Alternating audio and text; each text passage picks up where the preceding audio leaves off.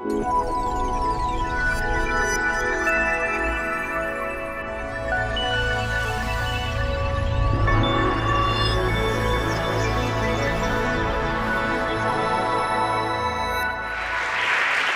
partly wanted to write this book because work very rarely makes an appearance in books. Let me back that up. I mean, if you go into most bookshops and look at the front table, certainly the fiction area, and if you were a Martian trying to get an idea of what human beings are like, based on what's on the front table, you would come away thinking that the human race spends all its time falling in love, squabbling with their families, and occasionally murdering somebody.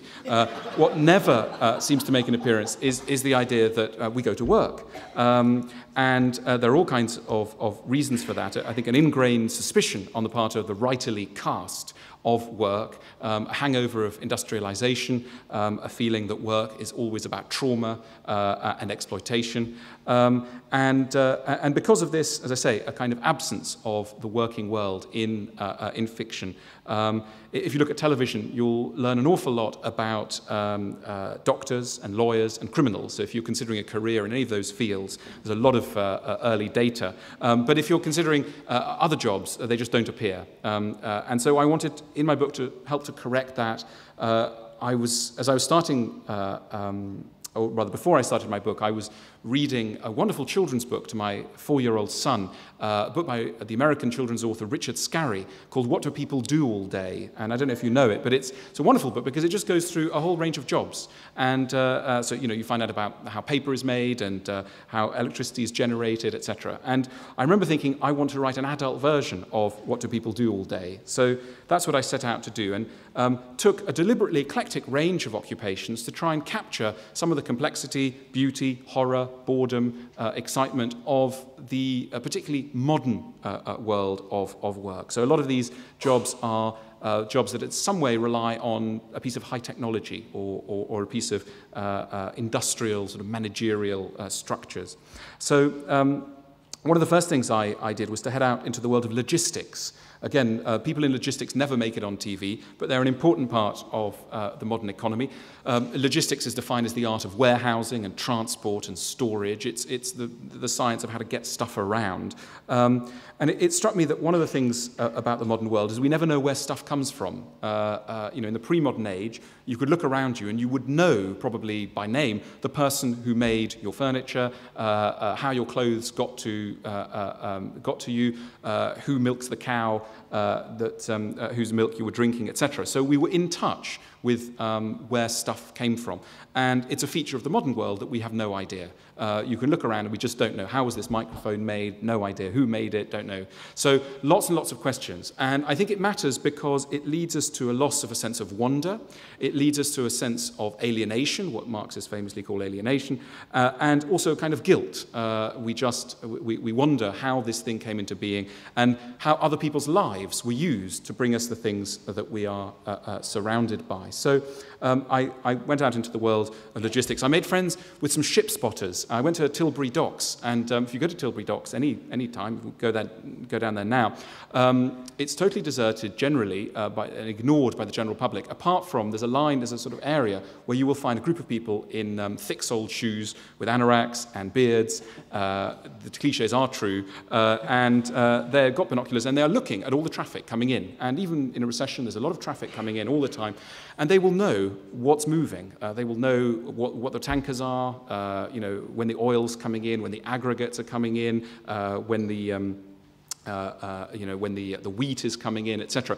And you get a fascinating picture of the economy. So in a sense, what I was doing, I took inspiration from these ship spotters. It's always fashionable to know what's on at the British Museum, the Royal Academy, not so fashionable to know what's coming in at Tilbury Docks. So there's an odd way in which that essential feature of the world, the way that we work and how stuff is getting to us, etc., is ignored, and I wanted to try and correct that. As I said, I dug deep into various professions. One of the professions I looked at was the job of being a career counsellor, and Career counselling is interesting because at one level it's the most important job in society. It's the job that tells you what job you should do. And yet most career counsellors are incredibly marginalised figures. They don't have a very high income and they operate on quite a shaky sort of theoretical basis. It's quite an unregulated industry. Anyway, I hung out for over a period of months with a career counsellor and watched him in his work with people. And he was a fascinating man in many ways. And one of the things he kept saying was how difficult it is that people keep thinking that the job of finding out what job you should do is an easy one. He felt very angry against our sort of neo-Christian view that we have a calling, that each of us has a calling, and that all it takes is that one day someone from the sky or somewhere will point to us and say, you should be, in logistics, or you should be in, banking, or whatever it is. And he very much stressed, and his experience stresses, that this is not the case for most of us, that we have fragmentary interests, which we have in some way to harness and connect up to that rather artificial construct, which we call a career. So he saw it as his job as I say, connecting us to a career. He was very interested in that thing we call self-confidence. When I first heard of his interest, I got rather frightened, imagining a sort of Oprah Winfrey-style motivational approach. But it was very interesting watching him working with people. He does a lot of seminars with people who've been recently unemployed. And one of the things he makes people do is talk about what they wanted to be as a child and also what's held them back traditionally. And this is really weepy stuff when you start to ask people these simple, big questions. We could try it here. It's amazing. People come up, they came up on stage and they would say things like, when I was 8, my dad said I was no good at art, or I was no good at maths, or I was a bit of a sissy, or whatever it is. And these things majorly shape people's careers for the rest of their lives. And it struck me this is a little bit like, in 17th century science, people couldn't believe the idea that in a drop of saliva there could be enough bacteria to kill somebody, or that there could be something in something that looked clear. And I think that we're just waking up now to the enormous richness, complexity of human psychology, and that little remarks, etc., can throw a human being off course, and that really, ultimately, what this leads to is waste of lives, and that there's an unbelievable waste of life going on all the time, and that the goal of a modern functioning economy is essentially to harness its strengths. And we're not yet very good at that. And career counselling, on the whole, is a bit of a disaster. This man does two kinds of counselling. He does therapeutic counselling, which hardly anyone goes for, partly because it's quite expensive. It costs you about £60 a session, and partly because it takes a long time. It could take you a year, 2 years, to really start to drill down into who you are and where you should be heading. And most of us want quick answers. So that's very, very sad. And the other thing is that most companies, at least, rely on psychometric testing, which I grew to be rather suspicious of. You fill in a sort of questionnaire, you do some puzzles and tricks and things, and then a computer reads it, and by the evening you get told that you should work on a North Sea trawler or something that you never considered before. So on the whole, a very arbitrary idea of pigeonholing people. And so the real limits of career counselling. There's a sort of awe-inspiring, frightening quote by Max Weber where he's talking about human fulfillment and potential. And he's talking about the lack of very fulfilled people throughout history. And he talks about Goethe, the epitome of a fulfilled man. And he says Goethe is the example of a sort of human being who comes along once every 1,000 years. Now that's a rather low hit rate. I'm just taking you through some of the areas that I went to look at. I went to look at the world of biscuit making. I hung out for, again, a few months with nice people at United Biscuits. United Biscuits, the UK's largest biscuit manufacturer, and they're the second largest in bagged nuts. They make things like McVitie's, Go Ahead, Twiglets, and they make Skips, which is good. And I followed them. They were launching a new biscuit called The Moment, or Moments. I don't know if any of you know Moments. You shouldn't, because they're very precisely targeted at women between the ages of 28 and 35 with small children on a very low income living in the north, who... All biscuits have personalities, marketing-driven personalities, and so hopefully, as I say, none of you have had a moment. And so I watched them. I wanted to look at the issue of meaning and what happens to meaning in a very large organization. There are 15,000 people making biscuits. And one of the things I think we really want from our jobs is that they feel meaningful. And you'll often hear people saying, I'm not satisfied with my job, it pays okay, but it's not meaningful. I feel that meaning is missing. And I pondered this word because I kept coming across it in different workplaces. I kept coming across that word, meaningfulness. And I thought, what are people getting at here? And I think that ultimately, I'm just throwing this out really, I think ultimately what we want to do through our work is to help other people. I think that, though economics presents us as simply selfish individuals out to maximize our own income, really what we want to do, or a secondary, very powerful drive we have, is to help other people. Now, that doesn't just mean becoming a doctor or a nurse or saving the developing world.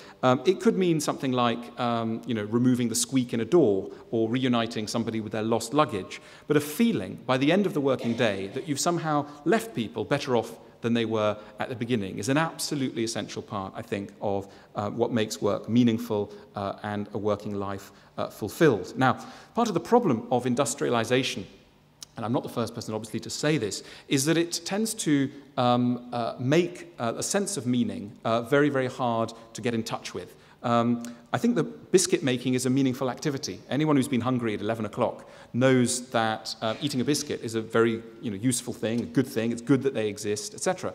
The problem is the scale of the organization. When you've got 15,000 people who are spending all their life in biscuits, the moment at which somebody is getting that sense of satisfaction is very far away from your day-to-day life.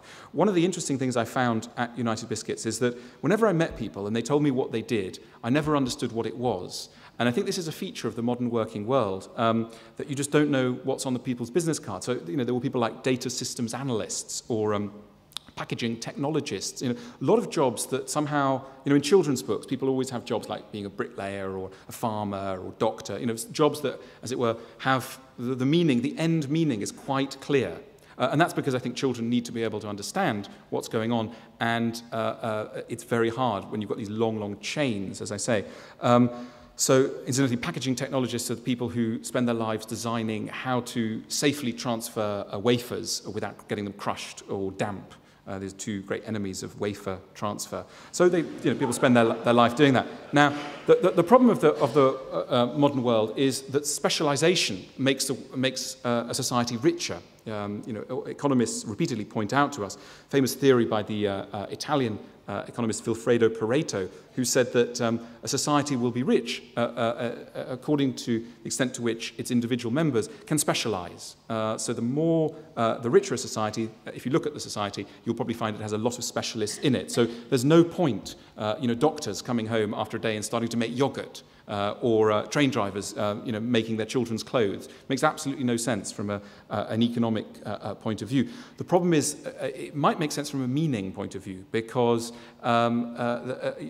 if you manage to do a whole succession of tasks, you can also follow the progress of something from, as it were, its source to its consumption or to its use. And so you can see the effect you're having. So anyway, these are some of the themes that I detected at United Biscuits.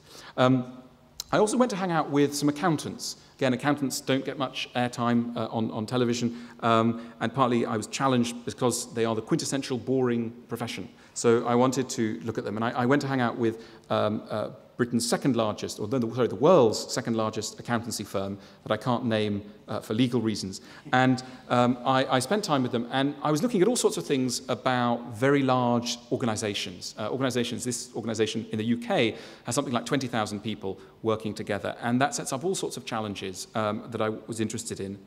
One of the key things is motivation. Motivation used to be a very easy thing. If you wanted to motivate your workforce, you needed only one thing, a whip. You just hit people, and then they would work harder. That, for most of human history, people have worked harder because they've been hit by somebody else, or there's been a watchtower over them. But in the modern world, it doesn't quite work, because so many tasks require, in order for them to be done halfway decently, they require that the people doing them in some ways feel that they like the job. You have to get people to sort of like what they're doing. And this sets up a huge challenge for employers. How do you get people to do something and feel that they're enjoying doing it, even if perhaps they're not, or perhaps they shouldn't be, or whatever? So all sorts of things. And it's partly because of this that HR departments have started. And again, it's very common to mock the world of the HR department. I hung out with this HR department and was prepared to be a bit sarcastic about them, but I came away full of admiration because the challenges they faced were so, it seems to me, historically new. How do you get 10,000 very clever, ambitious, white-collar workers operating together successfully, just in London alone, say, without killing one another? And, it's very, very difficult. And they've got all sorts of things to do, basically programs of education, but not education in the standard way. You might be holding hands, you might be singing songs, you might be going through the woods together, you might be painting something together. And it's, again, very easy to laugh at this, but you have to see the scale of the challenge. And I was amazed by, well, how civilized, ultimately, this organization ended up by being. There's a 24-hour hotline where if you're being bullied or you feel that there's someone who's responsible for slightly sarcastic, humiliating behavior, you just call them up, leave your name. I even found out if one of your colleagues has got bad breath and you just don't know how to break this news to them, you can call up the hotline and anonymously report the person. And the HR department will then invite this person on a course, which is ostensibly about something completely different, but it will, at some point in the course, the person will be left in no doubt as to the importance of regular toothbrushing. So all these sort of things are very subtle. Now, of course, the home used to be the area that one would associate with kindness, with security, with niceness, if you like, and the workplace was the place of oppression and bullying, etc. But I must say, after hanging out in this accountancy firm for a while, I began to think, sometimes when I returned home, that the equation had been reversed. And there were times when I was sitting at home at 9 o'clock talking to my wife, and the crockery was almost flying, when I wanted to call up the HR department and get them to come and get us to hold hands and express ourselves and do some painting. So there's an odd way in which, in some corporations, the more enlightened ones, they're spearheading a degree of civility, which in the rest of society we're still struggling to catch up with. I was also interested by the workaholic nature of this organization. People worked incredibly hard, ostensibly, and yet there was also an incredible amount of waste of time. There were lots of meetings which never went anywhere, and lots of chat about all sorts of things that never really went anywhere. And it was, in the end, I came away thinking that it was a little bit like a sort of a bucket. That was, the organization was like a bucket, which had full of holes in it, and it was being carried, leaking water everywhere. And it was amazing that by the end of the tax year, there was still something left in the bucket, because so much had been wasted in sort of chat and all the rest of it. And yet there was. And so I guess that's just a reflection of how much all of us are leaking in one way or another, and yet hopefully there's a little bit left by the time we get to the end of, as I say, the tax year. But nevertheless, there was a culture of work and a refusal to admit that there might be waste, and a refusal to admit, really the importance of holidays. There was a real culture of staying up late, and the pizza trolley would come round at 1 in the morning with the Cokes, etc. And you would show your badge of honor by all this. And I was thinking about this in relation to the Sabbath, to the Jewish Sabbath, really, and the idea of why do Jews have a Sabbath, and what was the idea of the Sabbath? And I think the underlying idea of the Sabbath is about megalomania. I think the underlying idea of the Sabbath is to remind people that human beings don't make the whole world, that there's something else, something bigger, which you might want to call God, that is in charge, and that there are forces that go beyond us.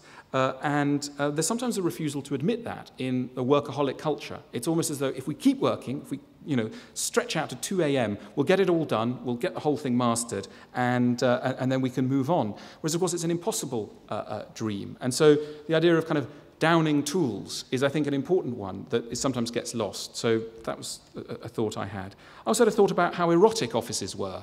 I don't know if that's something that any of you have been struck by, but I was struck by I don't work in an office, but I was struck by the secret sexualization of the office. Now, of course, this is not what happens on the surface.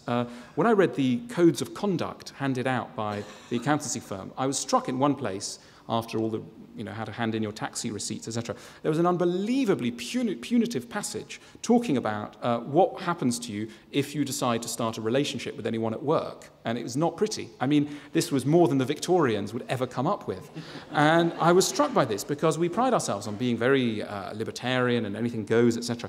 And yet somehow in our giant corporations there's a kind of puritanism, which, as I say, the Victorians might have been proud of. So what was going on here? And I think it's a kind of jealousy, really. I think the thought that's being repressed, ultimately, is the thought that it might be more fun to have sex than to go to work.